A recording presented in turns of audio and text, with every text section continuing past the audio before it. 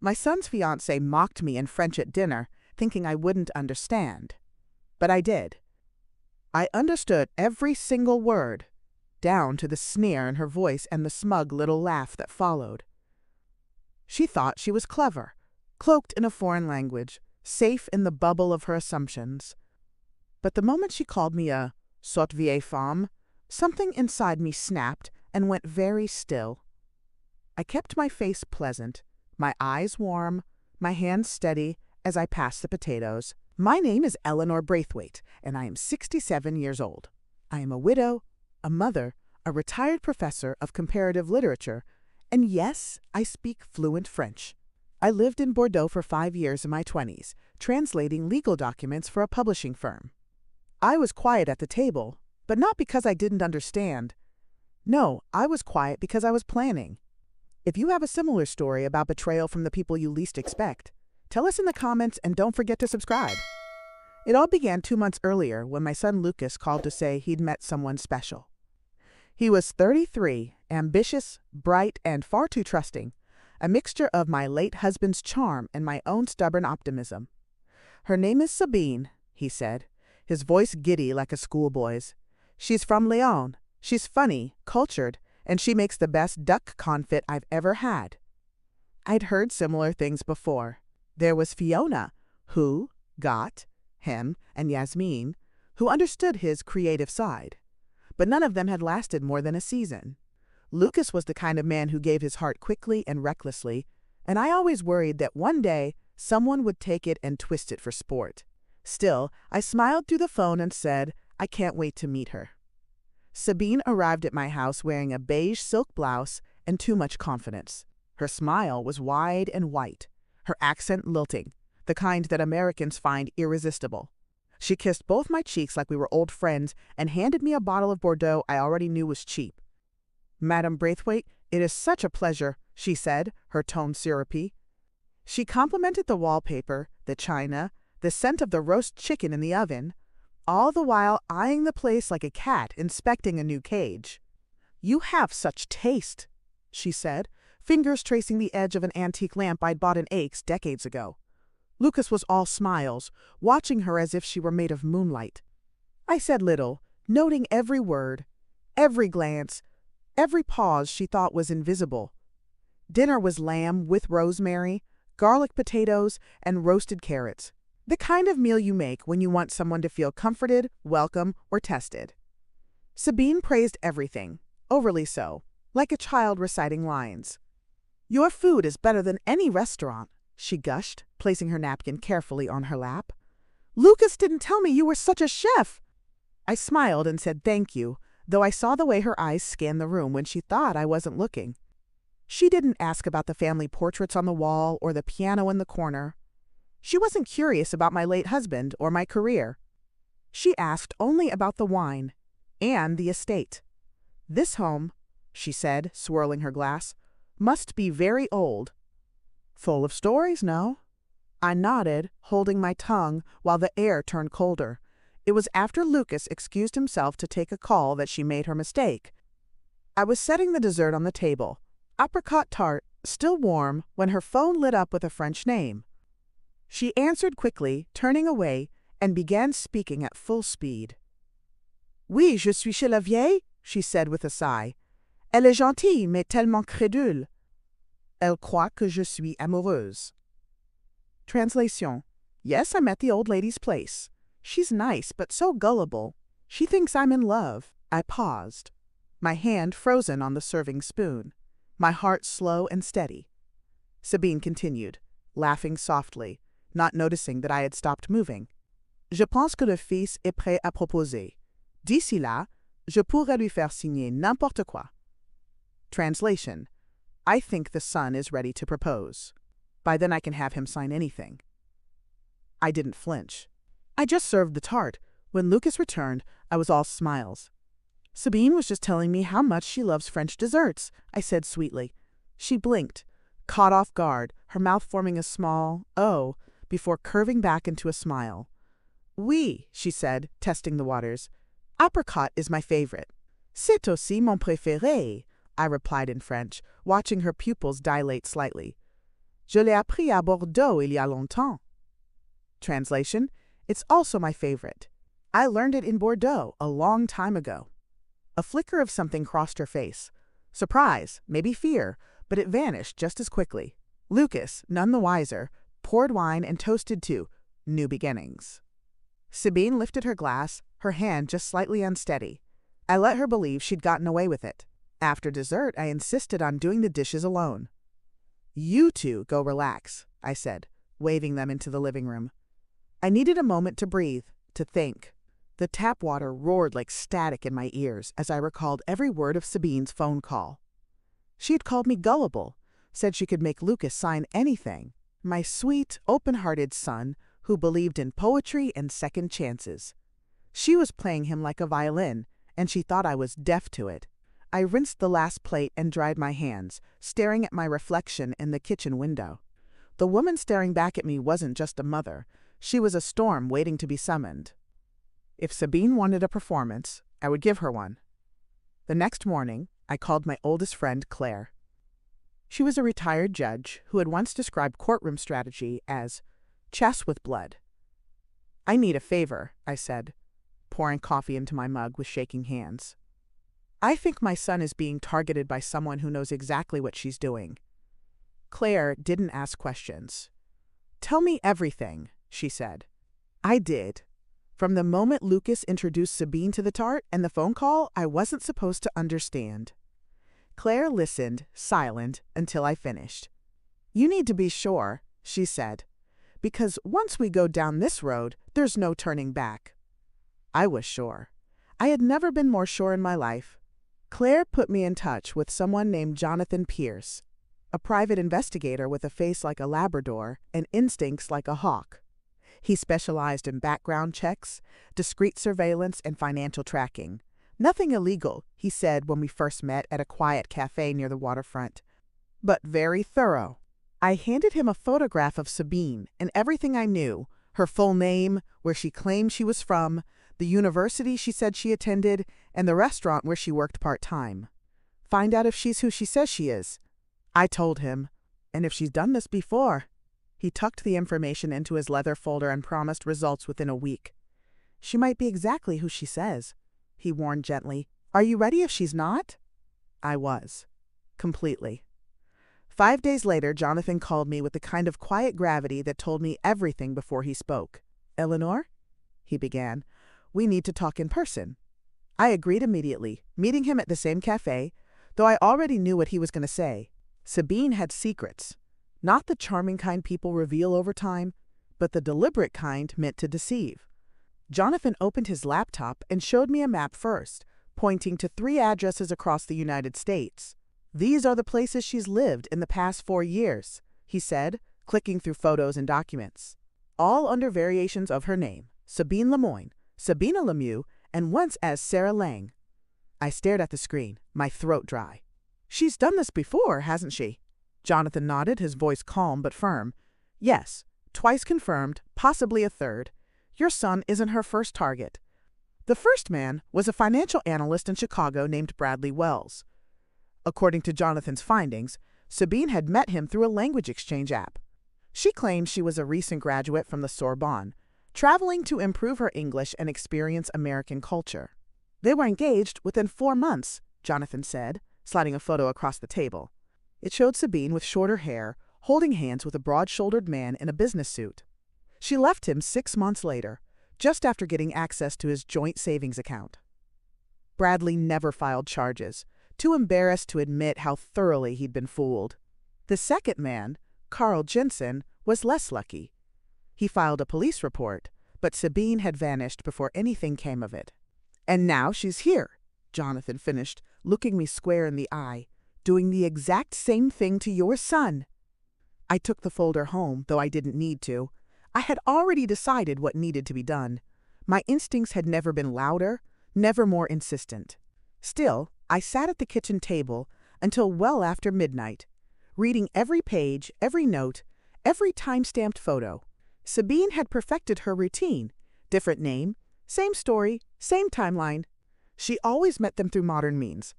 Apps, groups, meetups for cultural exchange. She always had a compelling backstory, one that involved hardship and sacrifice. And she always charmed their families just enough to avoid suspicion, but never enough to grow real roots. I remembered her compliments about my wallpaper, her smile when she said, "Madame Braithwaite." It hadn't been admiration, it had been reconnaissance. That's when I knew I couldn't stay quiet anymore. The next evening, Lucas stopped by unannounced, with takeout and good news shining in his eyes. "I'm proposing next week," he said, barely able to contain himself as he unpacked the food. "I bought the ring, Mom. I'm doing it." I kept my face calm, my hands steady, though the air felt sharp around us. "That's a big step," I said, arranging the cutlery on the table with care. "Have you two talked about your future?" Lucas nodded enthusiastically, chewing through a spring roll. "We want to start our own business someday. Something online, something flexible." My stomach tightened.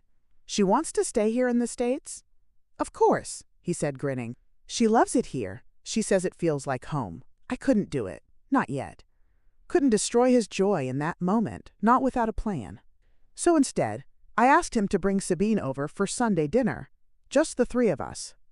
"A quiet celebration," I said with a smile. "Before the big announcement," Lucas beamed, hugging me tightly. "You're going to love her even more after this weekend." I doubted that, but I kept my tone light. "Let's make it special." That night, I called Claire. "I need you to be here on Sunday, not as a friend, as a witness." She agreed without hesitation.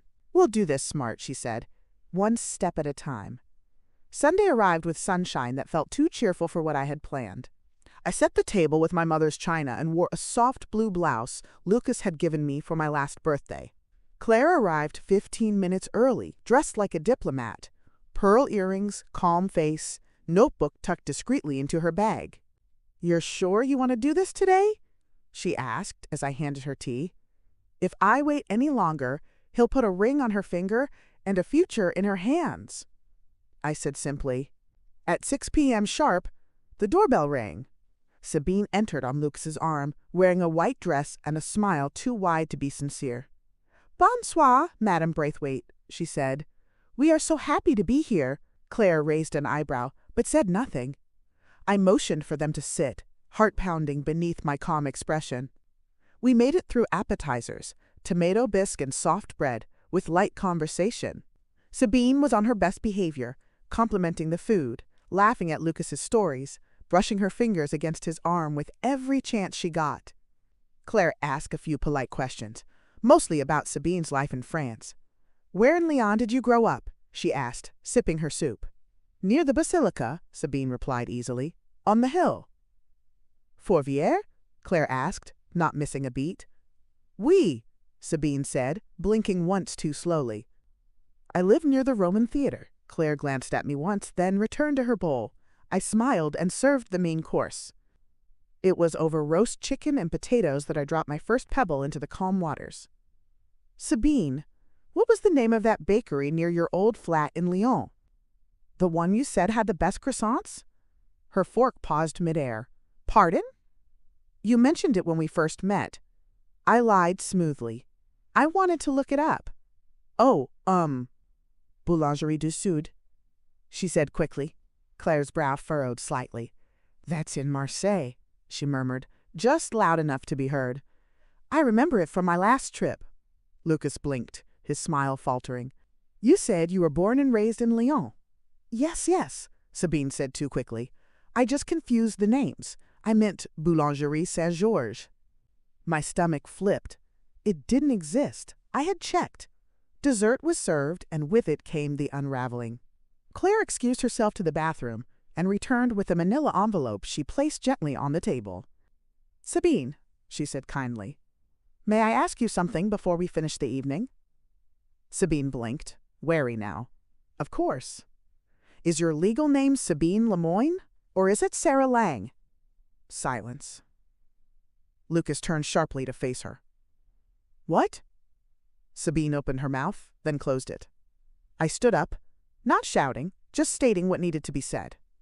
"I speak French, Sabine. I understood everything you said during your phone call. Every single word." The silence after I spoke stretched so long it started to hum in my ears. Sabine's mouth opened, then shut again like a broken hinge, her carefully constructed mask cracking at the corners. Lucas stared at her, confusion morphing slowly into something more painful. Disbelief. "What phone call?" he asked, though his voice already knew the answer. Sabine turned to him with a tremble in her chin and a half-formed protest dying on her lips. "She's lying," she said, but the words sounded brittle, like glass held together with tape. She misunderstood. I stepped forward, placing the envelope Claire had brought squarely in front of her. "I didn't misunderstand a thing," I said. "I heard every word about the inheritance, the green card, and how easily you thought you could manipulate us." Claire nodded once, her hand resting protectively over the folder, silent but firm. Lucas looked at me then. Truly looked at me, and I could see the storm behind his eyes. "What's in that?" he asked, gesturing to the envelope. "Proof," I said gently, not for him, but for her. "Of who she is, who she's been, and what she's done before." I sat down across from them, the weight of my decision settling on my shoulders like lead. "I didn't want it to come to this," I said. "But you were planning to propose, and she's done this before, twice that we can confirm." Sabine's eyes widened. "You had me followed?" Her voice was shrill now, cracking at the edges. "You invaded my privacy?" Claire's eyes were like stone. "You planned to commit fraud. There's no privacy in a lie that harms others." Sabine stood up so fast her chair screeched against the wood floor, the noise slicing through the tension like a blade. "This is insane," she hissed, her French accent faltering for the first time. Just slightly, but I caught it. Lucas still hadn't spoken again, but his hand had dropped from hers, now resting clenched on the table. "You people don't know what you're talking about," she spat, her tone trembling between rage and desperation. "You dig through someone's past, twist things, and now I'm on trial in your dining room?" "No," I said quietly. "You're not on trial, you're being exposed." Claire opened the envelope, sliding a few pages toward Lucas, but not too many. "Not yet. Read the name on the marriage license from Chicago," she said softly. He picked it up slowly, his eyes scanning, his mouth forming the letters. "Sarah Lang," he whispered, "married to Bradley Wells, 8 months before she vanished." Sabine took a step back, as though the paper itself had struck her. "That was years ago," she said sharply, "and it's not what you think." "Then explain it," Lucas said, finally turning to her with the full weight of his pain. "Explain how you've changed your name 3 times, why every version of your story is different, and why my mother had to find out the truth instead of you telling me yourself." Her mouth opened, but she couldn't seem to decide which lie to use, and in that moment, I pitied her. Not for what she was, but for what she might have been if she'd chosen differently. "I didn't want to hurt you," she finally said, her voice cracking. "But you're right. I needed a way out. A better life." She didn't cry, not really, but her voice broke just enough to sound like sorrow. "I thought if I loved you enough, maybe it would stop mattering." Lucas sat back, his face pale, his breathing shallow. "So you admit it," he said flatly. "You came here for a green card and a slice of my family's estate." "At first," she said, and I almost admired the brutal honesty of it. "But it changed. You changed it."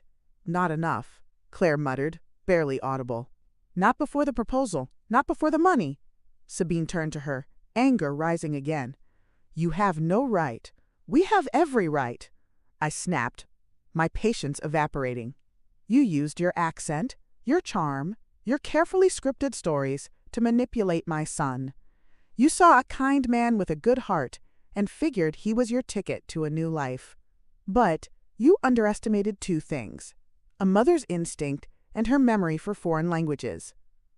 The moment hung there, fragile and full of finality. Sabine looked at the door, at Lucas, then at me, and I saw the decision form in her eyes.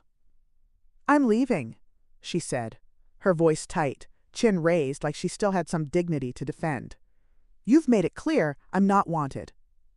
Lucas didn't stop her, didn't even move. I stood, walked to the entryway, and opened the door myself. "There's a cab waiting outside," I said, I called it an hour ago. That cracked her composure more than anything else. You planned this? She whispered. Of course, I said, stepping aside. You thought I didn't understand French. That was your first mistake. Thinking I wouldn't do anything about it was your last. She left without another word, heels echoing against the porch like punctuation marks at the end of a hollow sentence. The cab pulled away seconds later, leaving silence behind. Lucas sat unmoving, his hands limp in his lap, face unreadable. I should have known, he said finally, voice barely above a whisper. I saw the signs. I ignored them. I sat beside him but didn't touch him. You believed in her, I said. That's not a flaw. It is, if she was lying the whole time. Claire began gathering the papers quietly, her presence solid and grounding. You didn't lose anything real, she said. You only lost what she pretended to be. Lucas didn't respond, and I didn't push him. The damage had been done, the pieces scattered, and we would pick them up later, carefully, one by one. I don't know what hurts more, he said after a long silence, that she lied, or that I let her. Both, I said gently. But pain fades, and clarity stays. He turned to me, his eyes raw, lips pressed together. Thank you, he said, and I heard everything in those two words. The trust, the grief, the quiet ache of understanding. I nodded, tears stinging behind my eyes but refusing to fall. Always, I whispered.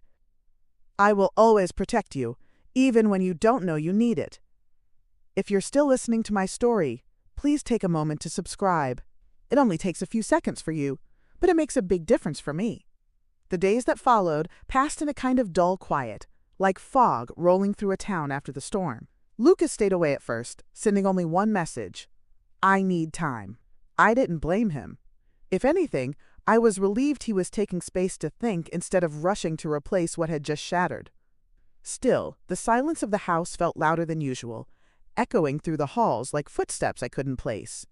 I kept myself busy with small things. Polishing silverware I hadn't used in years, alphabetizing the books in the guest room, rearranging furniture that didn't need moving. The routine helped, but it didn't soften the memory of Sabine's voice in my head, her cruel words like sharp stones. I kept replaying the dinner, her reactions, her excuses, Lucas's face when he read the marriage license. Every image burned itself into my memory. Claire called every other day, just to check in, her voice a gentle tether. You did what you had to, she reminded me. I knew she was right, but that didn't make it feel any less like loss. 1 week after the dinner, I found Lucas sitting on the back porch with a blanket draped over his shoulders. I didn't hear him arrive. He had let himself in, as he always used to before Sabine. Coffee? I asked, stepping outside with 2 mugs, steam curling up between us like a peace offering. Thanks, he said, his voice low and rough with sleep or sorrow. We sat in silence for a few minutes, listening to the wind move through the brittle trees. Then he said, I keep going over everything, Mom. All the little red flags, I told myself, were quirks, or just cultural differences. I didn't interrupt. She never really asked about me, he went on. She asked about my job, my plans, my future, but never my fears or past or what made me laugh as a kid. His eyes met mine. She never asked about Dad. The mention of his father caught me off guard, but I nodded slowly. That's because she didn't care who you were, I said. She only cared what you had. Lucas looked down at his coffee, his hands wrapped tightly around the mug like it was keeping him grounded. It's humiliating, he said quietly. I thought I was being smart, taking things slow, asking the right questions. You were being open, I replied, reaching for his hand. That's not the same as being naive. It feels the same. He pulled his hand away, not harshly, just needing space. You warned me in the past, remember? About Yasmin. About Fiona. Yes, I said, but I never had proof until now. He nodded. And now I do too. Later that week, I received a call from Jonathan Pierce, the investigator. I thought you might want to know, he said. Sabine left the state. Where to? I asked, bracing myself. California. San Diego, he replied. New alias, Celeste Marin.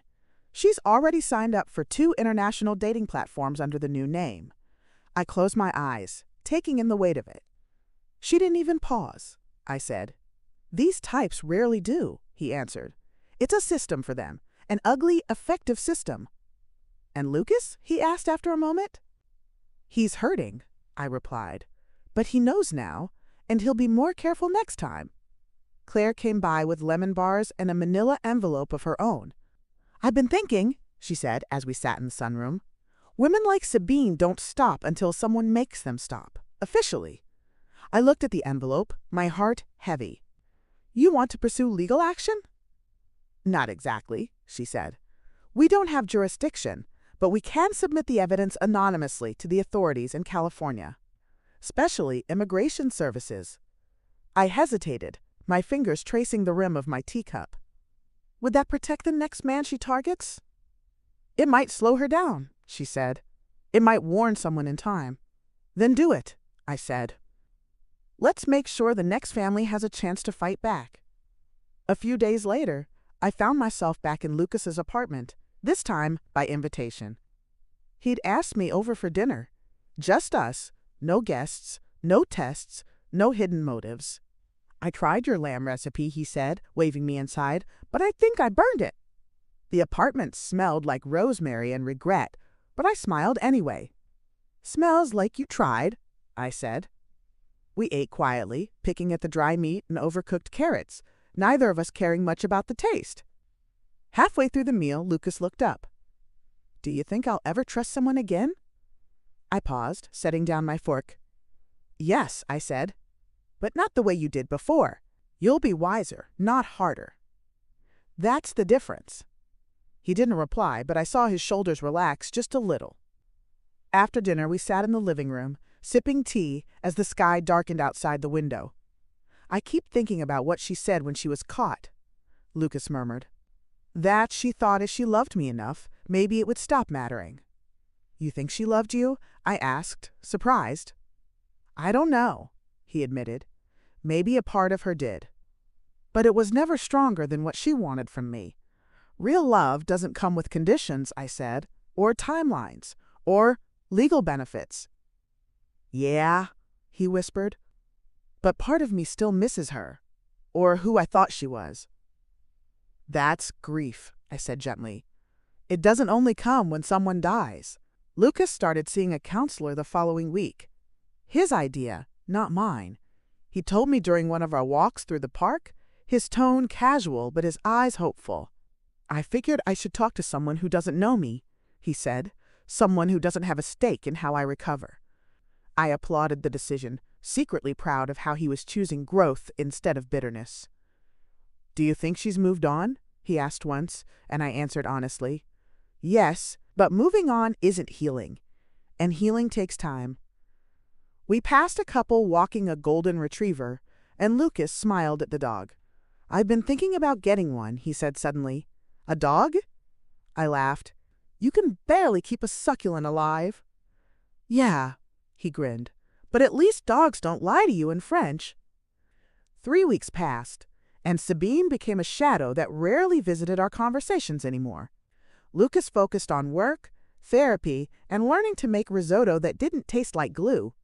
I visited less frequently, not because of tension, but because he needed space, not from me, but from what had happened under my roof. We still met for lunch, shared the occasional walk through town, and talked about everything except the woman who nearly became family. Healing wasn't linear, and I knew better than to rush it.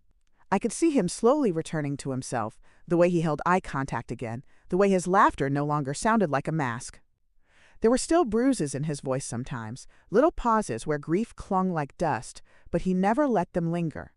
One evening he showed me a picture of a golden retriever puppy on his phone and said, "Thinking of naming him Hugo."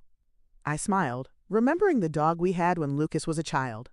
A clumsy Labrador named Max who used to chew on socks like they were delicacies. "You'd be a good dog, Dad," I said, and he grinned in that boyish way I hadn't seen in months. One quiet Sunday morning, I opened my inbox to find an email that nearly stopped my heart. The subject line was simple. You don't know me, but I think we have something in common. The sender's name was Bradley Wells. My hand trembled slightly as I clicked it open, heart thudding.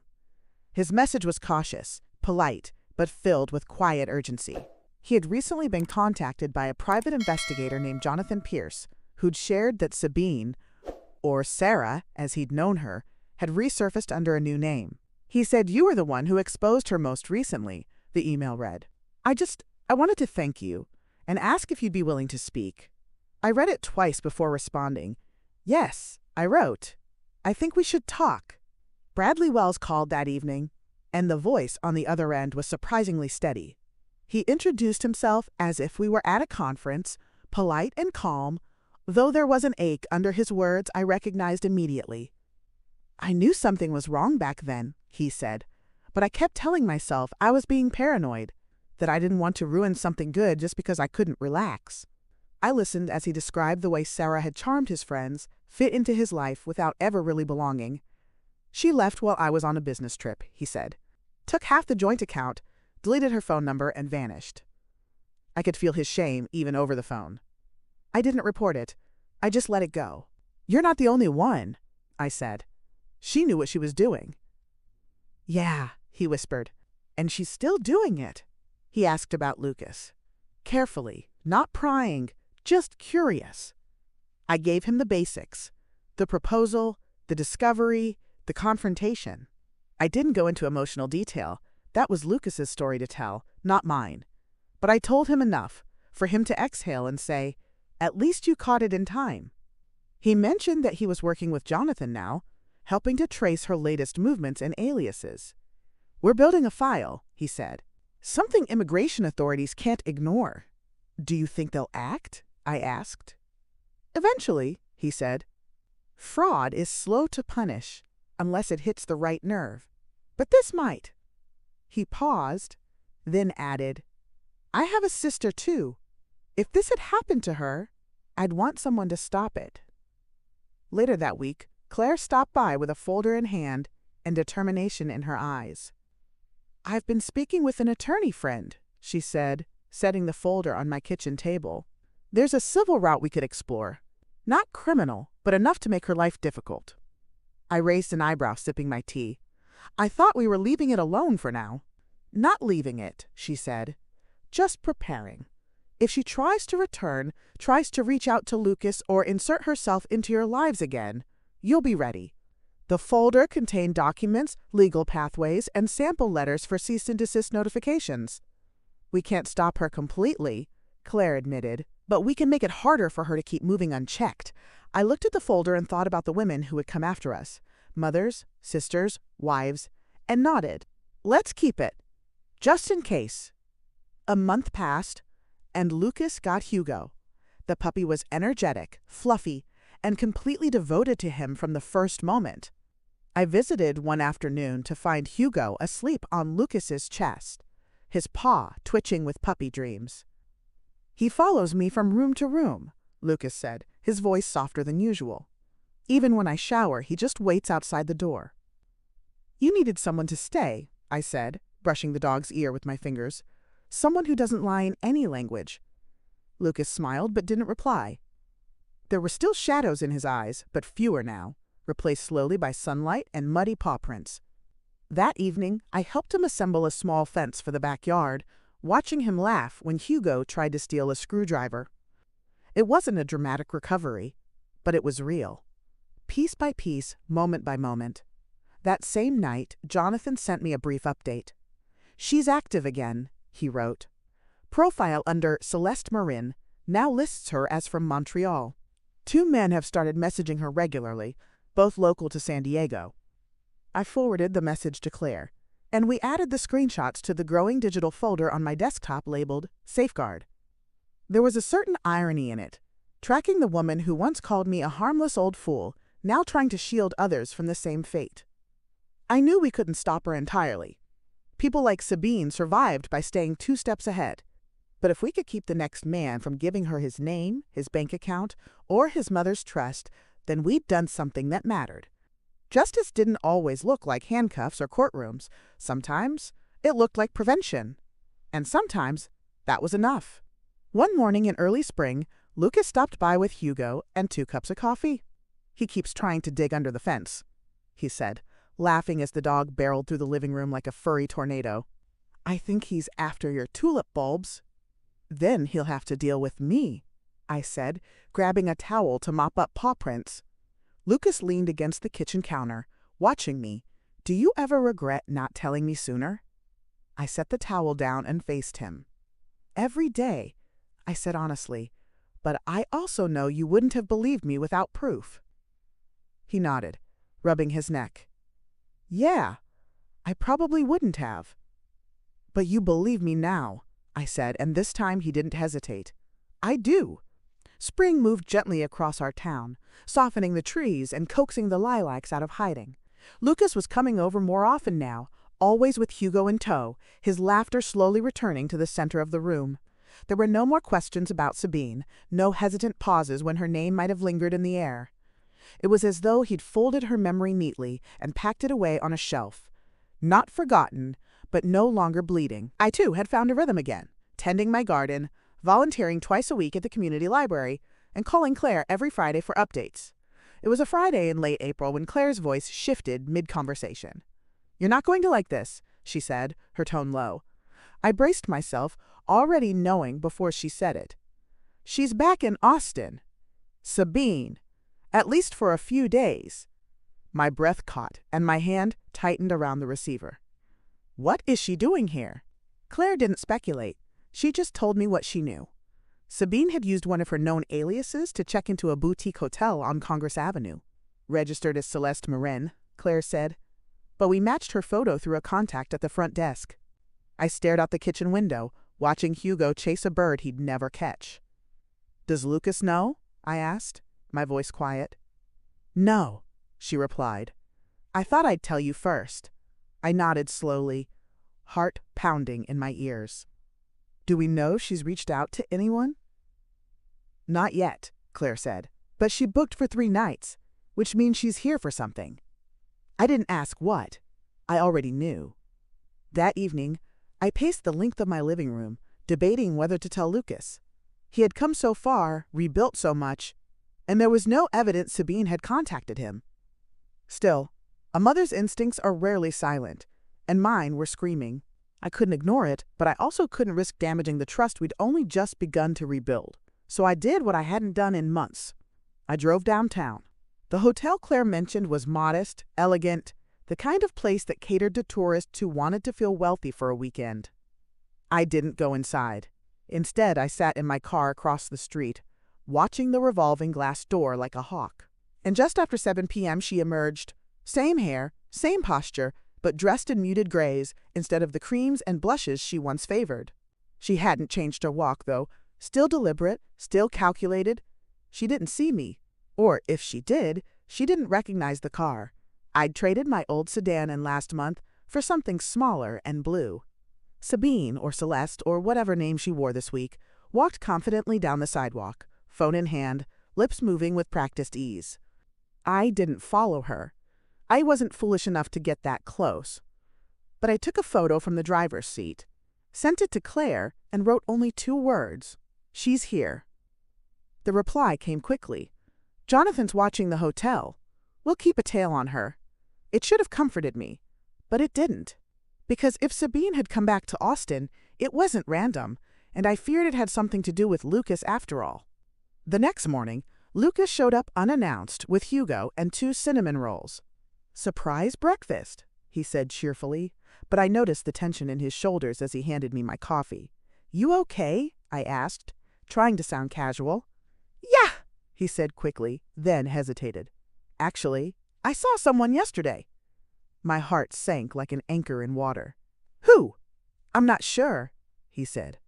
"I think it might have been her." I didn't pretend not to understand. "Where?" "Near my office," he replied. I only caught a glimpse, but it looked like her. She was across the street, and then she was gone. I set my cup down, weighing my words carefully. "It was her," I said at last. Lucas blinked, startled. "You know," Claire told me, I said. "She's in town under a new name. Celeste Marin."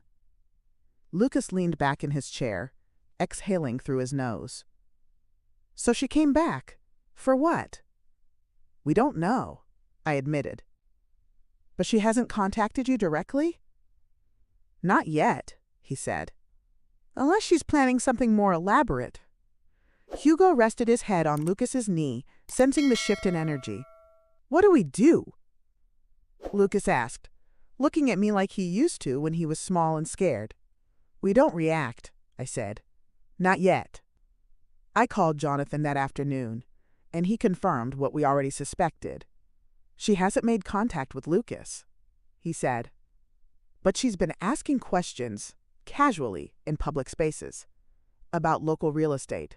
About business licenses. She's laying groundwork, I said. Probably, he agreed. She's using her time here to test the waters, seeing if anyone recognizes her. I closed my eyes, exhaustion rolling through me like a tide. Do you think she'll try to see him? Eventually, he said, but we'll intercept her if she does. I don't want Lucas to go through this again, I whispered. He won't, Jonathan promised. Not if we stay ahead. 2 days later, the opportunity came, and it came by accident. Claire's friend at the hotel overheard Sabine on the phone, arranging to meet someone at a quiet cafe downtown. She was vague, but mentioned reconnection. Claire said, could be Lucas, could be someone else. I didn't want to take the risk. Can we listen in? I asked. Jonathan's already arranging it, Claire said. We won't confront her. Not yet. But we'll know what she's planning. I spent the night pacing again, the walls of my house suddenly too close, too full of memory. I wasn't afraid for me. I was afraid for my son, for what one woman's lie could do to a heart still healing. If you're still listening to my story, please take a moment to subscribe. It only takes a few seconds for you, but it makes a big difference for me. The cafe Sabine chose was tucked between a florist and a used bookstore, one of those cozy corners of the city that always smelled faintly of cinnamon and paper.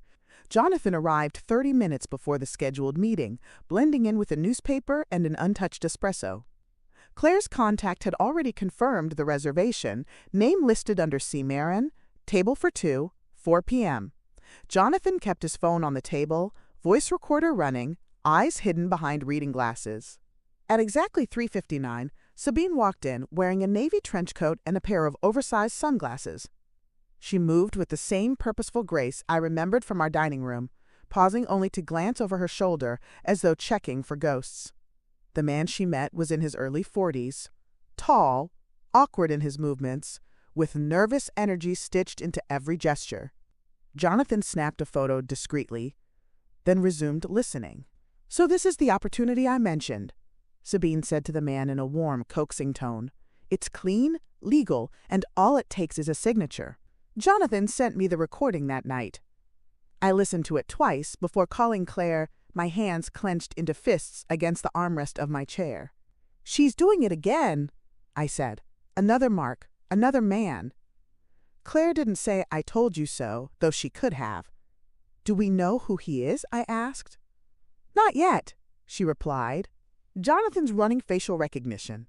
If he's on social media or LinkedIn, we'll find him.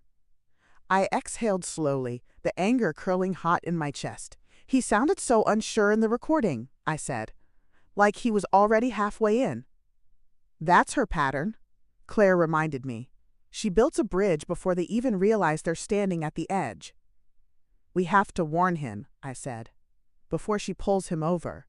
By Monday, Jonathan had identified the man as Edward Curran, a regional software representative with no immediate family in Texas.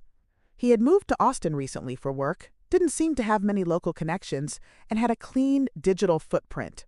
Lonely, Jonathan said bluntly, and vulnerable. I hated how easy it was to imagine the path Sabine was already paving. Shared coffees, long talks, vague promises of partnership or travel. She told him she was starting a consultancy, Jonathan added. Said she needed someone with a technical background to help draft early contracts.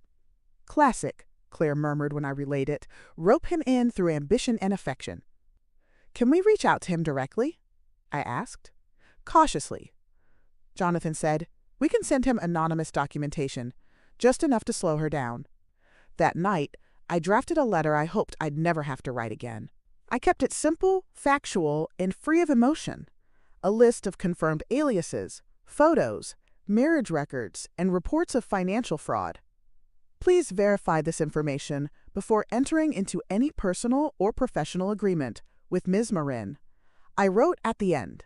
This warning is given in good faith and without expectation. Jonathan printed it and hand-delivered it to Edward's apartment complex the next morning, slipping it into a plain envelope with no return address. For 2 days there was silence. Then, on Wednesday evening, Edward responded, not to Jonathan, but to Sabine. He canceled their next meeting and asked her not to contact him again. She didn't take it well. According to the hotel manager, she returned to her room in a fury, slammed the door, and checked out an hour later. Just like that, she was gone. Lucas found out a week later, not from me, but from Jonathan. He called me, Lucas said, showing up at my door with Hugo and a confused expression. Said I deserved to know she came back. I took a deep breath, motioning him inside. I was going to tell you, I said softly. I just didn't want to make you relive everything. Lucas set Hugo's leash down, running a hand through his hair. I get it, he said. I do. But I think I needed to hear it anyway. I nodded, guilt still knotting tight in my chest. She didn't contact me, he added. But the fact that she came back, it stings more than I expected. We sat in the garden, surrounded by lavender and quiet. Hugo stretched out between us. Why do you think she didn't reach out? Lucas asked after a while. Because she knew you'd changed, I answered. You're not who you were 6 months ago. You're not easy prey anymore. He nodded slowly. That's a strange kind of compliment, isn't it? It's the right kind, I said. You saw her for what she was and didn't let it destroy you. Still feels like something's unfinished, he murmured. Maybe because she keeps escaping consequences. Some people live by slipping through cracks, I said. But the world has a way of catching up eventually. 2 months passed without another sighting, and I let myself believe we were finally clear. Lucas started dating again. Slowly, cautiously, and only after 3 therapy sessions and a lot of jokes about lie detectors. I met one of them. Her name was Mara, and she worked for a nonprofit that planted trees in schools. She had kind eyes and dirt under her fingernails, the kind of woman who brought you tea without asking how you take it. I like her, I told Lucas after their 3rd date. Me too, he said, but I'm not rushing anything. Good, I replied, squeezing his hand. Let her earn the right to stay. He smiled, and for the first time, it wasn't tinged with caution. One Sunday morning in early June, Claire showed up with croissants and a strange look on her face. She's been arrested, she said, sitting at my kitchen table before I could even finish pouring coffee. My heart skipped. Where? Nevada? Las Vegas, Claire said. She tried to open a joint business account with forged documents. Edward reported her. Edward? I blinked. He tracked her down again? She reached out to him from a new number. Different name, Claire said. But he recognized her voice. I sat down hard in the chair across from her. So it's over? Not yet, Claire replied. But it's finally started. Claire placed the arrest record on my kitchen table, the crisp paper weighted by a coffee mug. It felt surreal to see Sabine's face again. Same sharp cheekbones, same knowing eyes, but this time under fluorescent booking lights. The name listed was Genevieve Moreau, but there was no mistaking who she was. They're charging her with wire fraud, identity theft, and attempted bank fraud, Claire said, tapping the page. It's not everything she's done, but it's a start. I stared at the mugshot, trying to feel triumphant, but all I felt was a strange, deep exhaustion. Is Edward involved in the case? I asked. Only as a witness, Claire replied. He gave a full statement, turned over her messages, even the voicemail she left. I leaned back in my chair, the weight of months finally beginning to lift. She finally ran out of new names. Lucas came by that afternoon, a fresh baguette under his arm, and Hugo trotting at his side. I met him at the door, not with words, but with a quiet hug that lasted longer than it needed to. Claire told me, he said, voice calm. I saw the photo. She looks different." "Not really," I murmured. "She just looks like someone who got caught." We sat on the back porch, breaking pieces of the baguette and feeding Hugo crumbs he didn't earn. "Do you feel relieved?" Lucas asked after a while. I considered the question, my fingers brushing breadcrumbs from my lap. "I feel like a page finally turned," I said.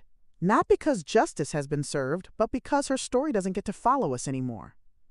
"She'll probably take a plea," Claire had warned, and she was right. Within 2 weeks, Sabine's legal team negotiated a deal: probation, restitution, a suspended sentence pending good behavior, and mandatory deportation after her probation ended. "She avoided jail time again," Lucas muttered when I told him, but his tone held less anger than I expected. "But she didn't walk away unnoticed this time," I said, "and she won't be able to do this again easily." Jonathan confirmed that her entire network had started to fracture. Aliases flagged, known associates being questioned, online profiles shut down. "The pattern's been broken," he said. "The routine she relied on, gone." Still, I knew women like Sabine didn't fade into quiet corners. I knew she might try again, someday, somewhere, but I also knew this: it wouldn't be in our lives. Lucas began seeing Mara more frequently, and over time, I saw a change in him that wasn't subtle. It was steady, rooted, honest. She never asked him to be cheerful when he wasn't, and he never hid behind jokes that didn't fit. They went hiking, cooked together, and once brought me a lopsided chocolate cake that was half icing, half sincerity. "It's not perfect," Mara said, brushing flour from her cheek, "but we made it with real ingredients." Lucas laughed at that, and I realized what she'd just said was exactly what he needed to hear. Not just about cake. I didn't ask for updates or timelines. I just listened when he offered pieces of them freely. "She's grounded," he told me once. "She talks about things like they're supposed to be built slowly." "That's because real things take time," I said, "and they're meant to last." Claire invited me to lunch a few weeks later, just the two of us, at a small Italian place near the courthouse. We hadn't seen each other outside of crisis mode in months, and the quiet luxury of catching up felt almost decadent. "You did good, you know," she said between bites of gnocchi. "You stepped in when your son needed it, even if he didn't know he did." I smiled, stirring my espresso. "You helped me find the right way to do it." "You were the one who held the line," she said. "It would have been easier to stay silent." "It didn't feel easy," I admitted, "but it felt necessary. We clinked glasses to that. Not to revenge or victory, but to prevention. To the next mother who might listen to her instinct before it's too late." One night in late June, Lucas called just to chat. Not to ask anything, not to tell me something important, just to hear my voice. "Hugo got into the laundry basket again," he said. "He's got a thing for socks." "So did Max," I said, smiling. "It's a Braithwaite dog tradition." We ended up talking for nearly an hour. About work, about summer plans, about the peach tree in his backyard that was finally fruiting. When we hung up, I realized it had been months since our conversations carried the weight of tension or unspoken worry. He was okay, not just surviving, living. And I, finally, could breathe without waiting for the next shoe to drop. A week later, I received a letter in the mail from an address I didn't recognize. It was forwarded through my P.O. box. No return name, but the handwriting was familiar. I opened it cautiously, fingers already braced for whatever bitterness it might contain. The note inside was brief, barely 3 lines. "You didn't win. He was always going to leave me. You just made it happen faster." There was no signature. Just that slanted, looping scrawl I now knew better than my own. I folded the paper once, then again, and placed it in the fireplace without another thought. Some words don't deserve to be remembered. Later that day, I met Lucas and Mara for brunch. The cafe was bright, noisy, with weekend laughter and clinking glasses. Mara waved me over with both hands, like someone who didn't just tolerate my presence but welcomed it. "We ordered you the French toast," she said with a wink. "Lucas said it's your favorite." "He's right," I said, taking the seat between them. Hugo was curled up at Lucas's feet, tail thumping at the sound of my voice. "You look happy," I told my son. "I am," he replied. And this time, it's not because someone told me I should be, it's because I chose it. Mara joined us for dinner the following Thursday, a casual weeknight gathering with lemon-roasted chicken and a green bean salad. She arrived with a bouquet of wildflowers and a small jar of her homemade fig jam, her smile as unassuming as the linen dress she wore. Lucas helped me in the kitchen while Hugo hovered near the oven, nose twitching with hope. "You're glowing," I said to him quietly as he set the plates. "That obvious?" he asked, a little sheepish. "Only to someone who's watched you walk through fire." He glanced toward the dining room where Mara was laughing at something on her phone. "She's easy to be around," he said. "She doesn't try to impress anyone, just shows up as herself. And that," I said, "is the opposite of what you had before." Dinner was relaxed, with conversation flowing between childhood stories, gardening mishaps, and Mara's terrible luck with houseplants. At one point, she asked to see old photos of Lucas, which he groaned about but ultimately indulged. I brought out 2 albums, each heavy with decades of memories and fingerprints, and watched her flip through them like someone studying a treasured book. "He had a bowl cut," she gasped with laughter. "And braces. This is delightful." Lucas rolled his eyes. "You're lucky there's no video." "Oh, there is," I said with a smirk, "but that's for milestone anniversaries and blackmail only." Mara laughed again, and even Hugo barked once, as if in agreement. It felt like a family evening, not forced, not showy, but real, in a way that was slowly becoming familiar. Later, as I cleaned up the kitchen, Mara joined me with a tea towel in hand, and quiet energy in her movements. "Thank you for tonight," she said softly. "And for letting me in like this," I smiled, handing her a plate to dry. "Thank you for not asking for it all at once." "He's still healing," she said, not as a question, but a truth she had accepted. "And I'm not trying to fix that, just to be here while he does." I looked at her then, not just as the woman my son was seeing, but as someone who understood how to hold space for another person's scars. "That's the most anyone can do," I said. "And it's more than most are willing to try," she nodded, her eyes steady.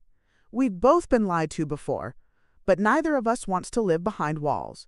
The next morning, Lucas called just after 9 a.m., voice clear and steady, in a way that told me he'd made a decision. "I'm going to send her a letter," he said. "Sabine?" I asked, surprised. "Yes," he replied, "not to reconnect, just to close the door myself." I didn't ask why. I understood the need for finality in a way only someone who'd felt betrayal could. "You don't owe her anything," I reminded him. "I know," he said, "but I owe it to myself not to carry silence where I need resolution." I said nothing more, only listened as he breathed through the pause. He wrote it that weekend and showed it to me before mailing it. It wasn't cruel, just honest, a letter from a man who had grown stronger, not colder. "I don't know if you ever told me the truth, and I'm done asking," it read. "Whatever parts of us were real, I've stopped needing to know. I won't let your silence define me, and I won't let your story shape mine. I hope you find whatever it is you're chasing. But I hope you stop chasing it through people." He folded the letter without ceremony, slid it into an envelope, and dropped it in the mailbox himself. When he came back inside, he didn't speak for a while. Just made coffee, scratched Hugo behind the ears, and stared out the window. "I thought it would feel bigger," he said, "but it just feels done." By July, it was as though the last thread had been snipped, leaving no more room for Sabine in any version of our present. Lucas spent weekends helping Mara build garden beds at a school across town, and they had begun talking about taking a short trip together, somewhere cool and green, far from Texas heat. I hadn't felt this kind of peace in years. Not just safety from threat, but the quiet presence of trust restored. I told Claire during our monthly lunch that it felt like life had exhaled. "He was never broken," she said over salad and iced tea. "He was just cracked open, and now he's growing around the light." I laughed at the poetry of it, but I knew she was right. Wounds don't always close neatly, but they can still stop bleeding. And some lessons, hard as they are, teach us how to begin again. One evening, as the sun dropped low and the sky turned lavender, Lucas sat beside me on the porch swing, 2 glasses of lemonade in hand. "Do you think it would have ended differently if she hadn't spoken French that night?" he asked. I turned toward him slowly, letting the question hang in the space between us. "Probably," I said honestly. "Or maybe it just would have taken longer to fall apart." He nodded, watching Hugo chase a moth across the lawn. "I think I was ready to love someone, Mom. So ready I didn't care if it was a lie." "That's not weakness," I said gently. "That's hope." "Still hurts," he murmured. "But I'm glad you heard her. Even if it took me a while to understand why you didn't tell me right away." I reached for his hand, and this time he didn't let go. August arrived quietly, all golden light and slow afternoons, and with it came something unexpected. An invitation. It wasn't formal or fancy, just a simple card with watercolor leaves and Mara's looping handwriting. "We're having a few people over. Backyard, music, food, laughter welcome. Hope you'll come." I smiled at the thought of Lucas in a crowd again, surrounded by warmth that hadn't been manufactured or manipulated. He called later that day to say Mara had insisted on cooking everything herself, with help only from him and a playlist she refused to share. "She says you'll judge the music," he teased. "She's probably right," I replied, "but tell her I'm coming anyway." Hugo would be there, of course, probably under the table waiting for scraps or belly rubs. "Don't be surprised if he ends up in the center of attention," Lucas warned. "He's better at parties than we are." I had no doubt. The backyard was strung with soft lights and smelled like grilled peaches and rosemary. People mingled easily, sitting on mismatched lawn chairs or picnic blankets, laughing with that looseness that only comes in late summer. Mara greeted me with a warm hug and a plate of sweet corn salad, already fussing over whether I preferred sparkling water or wine. "Wine always," I said, and she grinned. Lucas waved from the grill, tongs in hand and face flushed from the heat, looking so alive it nearly brought tears to my eyes. He didn't need me to rescue him anymore, and that was the truest sign of healing I could ever have asked for. I sat at a shaded table beneath an oak tree, watching him move through the gathering like someone who finally belonged to himself. There was no hesitation in his steps, no second-guessing in his words, no shadow trailing behind his smile. I saw the man he'd always been growing into the man he was meant to be, and I realized I wasn't afraid anymore. Later in the evening, as the sky deepened into indigo, Lucas brought me a second glass of wine and sat beside me on the bench near the fence. "You remember that first dinner with her?" he asked suddenly, voice soft. I did. Of course I did. Every word, every flicker of mistrust hidden under my polite nods. "I keep replaying it sometimes," he said, "trying to figure out if I ever really saw her, or if I just saw what I wanted her to be." I didn't answer right away, letting the crickets speak in the silence between us.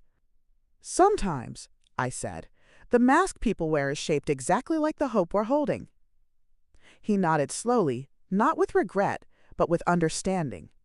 "And sometimes," he said, "we need the mask to fall apart before we remember what our own faces look like." He looked at me then, really looked, and added, "I learned that from you." When the music started, Mara pulled Lucas toward the center of the yard, laughing as he protested with mock reluctance. They danced like people who didn't care how they looked. Not perfectly, not rehearsed, but joyfully real. Hugo barked once, then laid down at my feet like an old soul content to watch the world spin on without trying to control it. I sipped my wine and let the moment settle into me, thinking of how many different versions of this night we might never have reached. If I hadn't overheard that phone call, if I hadn't remembered my French, if I hadn't listened to my instincts when everything about Sabine was telling me to sit still and be fooled. But I hadn't. I had acted. Not just because I was a mother, but because I knew silence can sometimes be the most dangerous kind of complicity. And in breaking mine, I had helped save something too precious to be lost. Before the night ended, Mara sat beside me with a cupcake in each hand. "Vanilla bean or almond?" she asked, holding both out. "You made these too?" I asked, accepting the almond. "Lucas helped," she said. "He tried to put jalapenos in one for fun. I banned him from the kitchen for an hour." I laughed as I took a bite, the soft sweetness reminding me of simpler times. "You're good for him," I said gently. "He's good for me," she replied. "But we're not saving each other. We're just walking beside each other and letting the rest take care of itself." She said it like a woman who had learned her own lessons, and I believed every word. When the crowd thinned and the lights dimmed, Lucas helped me carry my chair to the porch. "Thanks for coming tonight," he said. "It wouldn't have felt right without you here." "You never have to thank me for showing up," I told him. "That's the easy part. You say that," he said, "but I know what it cost you to stay steady when I was falling for her." I looked at him carefully, the man who once couldn't make eye contact when the truth hurt too much. "I stayed because I believed you'd come back to yourself," I said. "And you did." We hugged in the quiet glow of the porch light, not tightly, but like people who no longer needed to hold on out of fear. And as I pulled away, I knew the part of our story shaped by Sabine was finally over. Weeks passed, and then months, and soon Sabine became little more than a footnote in conversations about caution, trust, and the strange paths life sometimes takes. Her probation hearing came and went. We didn't attend, though Claire kept tabs through court records. She was leaving the country, officially this time, with restrictions on her reentry and a permanent flag on her name in the immigration system. I never received another letter, neither did Lucas. Some endings arrived not with bangs or explosions, but with silence and dust. And we were okay with that. We didn't need her repentance. We didn't need her apologies. We just needed our peace. And it was finally, firmly, ours. On the anniversary of that first dinner, the night of the phone call, the tart, the mask slipping, I made this same apricot tart again. Not out of sentiment, but because it was good, and because sometimes healing looks like reclaiming things that once held pain. Lucas came over with Mara and Hugo, and we sat in the same dining room, at the same table, but nothing about the moment felt the same. There was no deception, no tension, no performance. Just a mother, her son, the woman who might someday be family, and a dog who never needed convincing to love. And when Lucas raised his glass and said, "To what we know now," I clinked mine against his and replied, "And to what we'll never fall for again." Thank you for listening to my story. Before you leave, there's another story similar to the one you just watched. You'll see it on the top left of your screen.